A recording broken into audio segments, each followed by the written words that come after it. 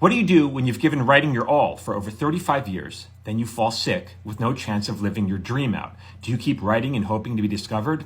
So this is super important for all struggling writers. You have to focus on your health. That's the most important thing. But assuming you're still well enough to write, you got to continue writing. That's what you do. You have no choice. Truthfully, I would write about giving up on your dream. And if you approach it honestly and courageously and with craft, it might be the most powerful thing you've ever written because it's very relatable. Now, I want to talk about this dream of yours. When I was young, I dreamed of being a TV writer too, okay? I thought it'd be a fun way to make a living. I wanted to move people emotionally with my words, and I thought it'd be great to walk into cocktail parties and tell people I was a screenwriter. Very ego-driven. Now, do I do that? I don't even go to cocktail parties. And let me tell you something, the thrill of that part wears off real fast. So much so that I don't talk about what I do when I'm out in public, which seems odd given that I'm here on social media talking about screenwriting, but I'm telling you, I don't. I change the subject.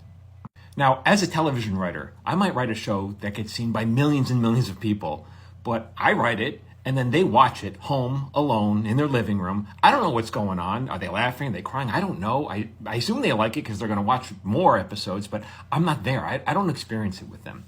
And a while ago, I wanted to get back to the original reason, not the ego-driven reason for why I wanted to be a TV writer, which was to move people emotionally. And so I started writing a collection of personal essays and then staging them, a paper orchestra, in small venues. I'm talking 50, 60 seats. And, during the parts where it was funny, I could hear them laugh. During the dramatic parts, you could feel the tension. During the courageous parts that were difficult for me to perform, I could hear people sobbing, right? And then after the show, we had a camera, we interviewed them. It was an experience. What was this experience like for you? And go, if you want to see that, click that link and watch that. It was powerful for all of us. It was an experience. And people have been asking me, well, are you going to try to sell it as a TV show? I'm not opposed to it, but that's not why I'm doing it. I intentionally don't want to do it as a TV show. I want to do it as theater. I want to make it an experience. So, and my point is, you can all do this. Local community theater. Your dream doesn't have to look the way you think it has to look. You can still live it out. It has to be well written. You have to know what you're doing because, nothing lasts forever except bad theater. But you can all do that, right? So reassess for what dream you want to live.